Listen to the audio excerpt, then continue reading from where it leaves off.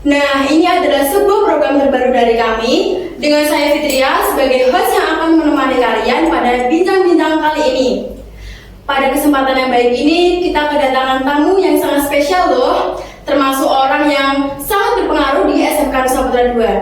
Kita sambut Ketua OSIS dan Wakil Ketua OSIS SMK Nusa Putra II Semarang. Halo Kak. Halo. Selamat datang ya. Oh iya.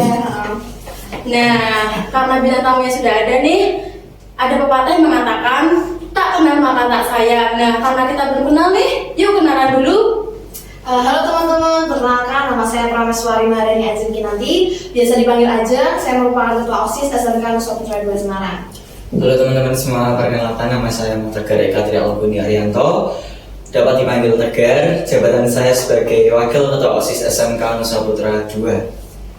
Gimana nih kabarnya Kak Ajeng dan Kak Tegar? Sepertinya kalau dia tuh akhir-akhir ini sibuk banget ya. Alhamdulillah sih kabar aku baik. Kalau Tegar? Ya, puji Tuhan baik. Walaupun kita ada event-event terdekat lagi jadwal padatnya kita masih bisa menyempatkan untuk datang pada podcast kali ini. Sebelumnya terima kasih untuk Kak Ajeng dan Kak Tegar telah menyempatkan waktunya untuk sekedar sharing di podcast kali ini. Walaupun kalau di dia tuh jadwalnya padat banget ya.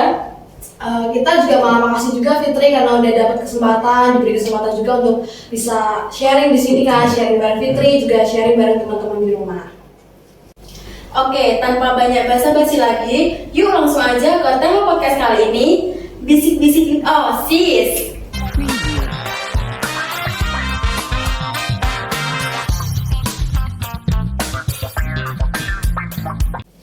Nah, langsung ke pertanyaan yang pertama ya Kak. Menurut Kak Ajeng dan Kak Tegar, liburan tahun itu seru gak sih atau biasa aja atau bahkan liburannya kurang lama?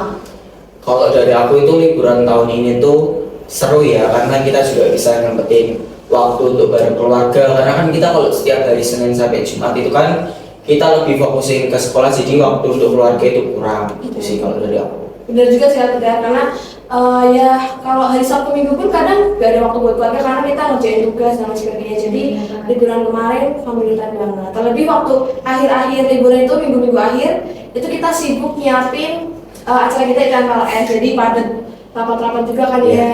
Itulah intinya. Seru banget ya kelihatannya ya. Ya lumayan ya Fit ya. Next, pertanyaan kedua ya. Dengar-dengar nih, kemarin Kak Ajeng habis ikut lomba tari tingkat Jawa Tengah ya. Itu gimana sih perasaannya Kak Ajeng bisa sharing-sharing dikit ke teman-teman? Yang pastinya rasanya senang banget, bangga juga sama diri sendiri karena emang itu perjuangan banget, harus latihan tiap hari, apalagi waktunya juga gak banyak latihan, terus habis itu seleksi di kota, habis itu baru bisa lolos ke tingkat Jawa Tengah. Ya pokoknya bangga walaupun emang belum dikasih hasil yang terbaik atau belum bisa menang, tapi nggak apa-apa, kita tetap semangat. Dan Kak Tegar nih katanya kemarin habis ikut lomba artikel ya. Gimana sih cara membagi waktu antara organisasi, terus pembelajaran di kelas, dan lomba-lomba non-akademik? Iya, kalau kemarin tuh aku terakhir tuh ikut lomba artikel ya, dan artikel itu tingkat nasional. Jadi memang gak mudah kalau misalnya ikut lomba artikel, karena kan pastinya saingannya juga banyak dari sekolah-sekolah lain juga.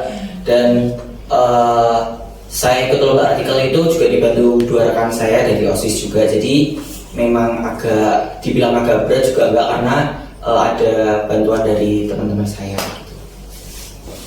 Dan untuk cara membagi waktunya itu tuh kita membuat jadwal pastinya. Jadi kayak misal hari Senin itu kita tuh membuat jadwal apa aja yang mau dikerjakan kayak gitu, kalau mungkin dari aku ya. Kalau Kak Ajeng sendiri gimana?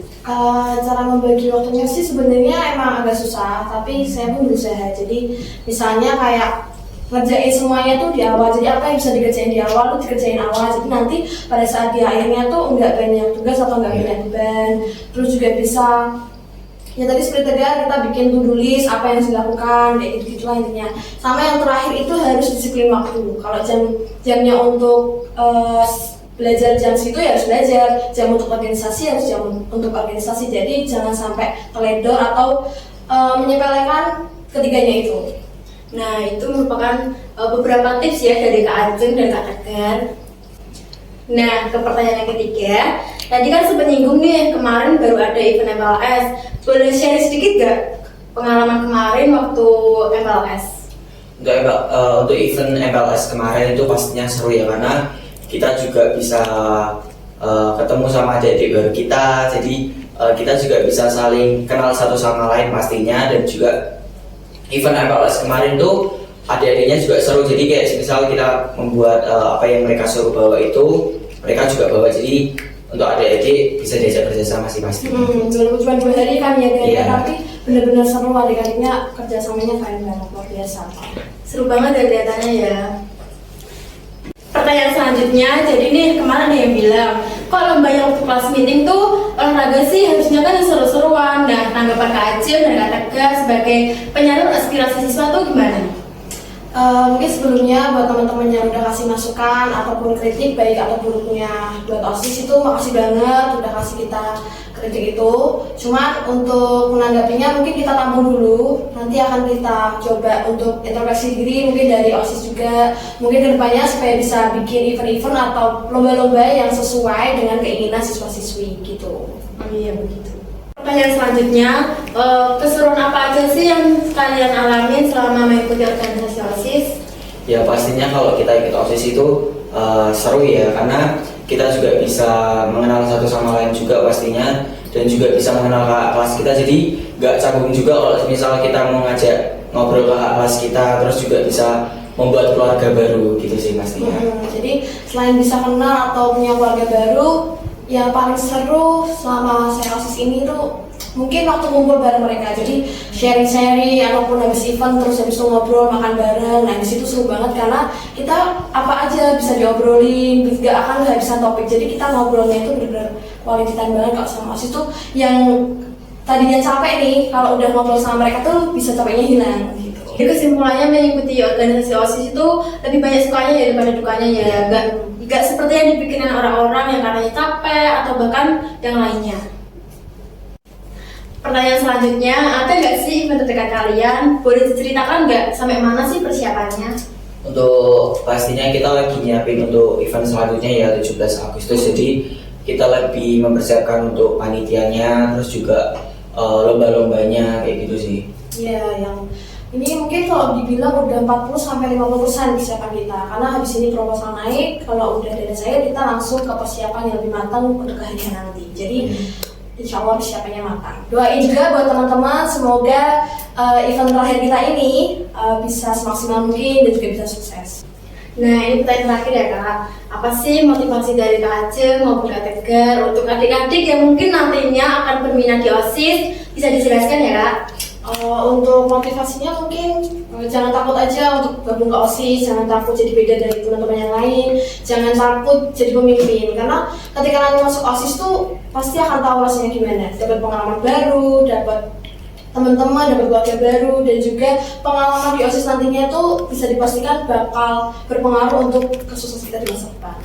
Ya, jadi kalian itu juga jangan takut untuk jadi OSIS, karena sebenarnya kalian jadi OSIS itu kalian juga bisa menunjukkan jati diri kalian juga, jadi kalian bisa keluar dari zona nyamannya kalian. Jadi intinya kalau kalian jadi OSIS itu benar tadi kata Mbak Acing, jadi kalian juga bisa berlatih menjadi pemimpin untuk di sekolah ini gitu.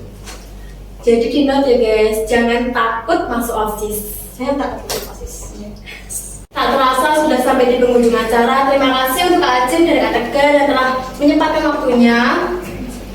Dan semoga sukses ke depannya untuk OSIS juga semakin maju dan menjadi teladan yang baik untuk para siswa. Kita juga mau ngucapin buat Fitria, kita udah dikasih kesempatan untuk datang ke podcast, sharing-sharing bareng Fitria juga teman-teman di rumah.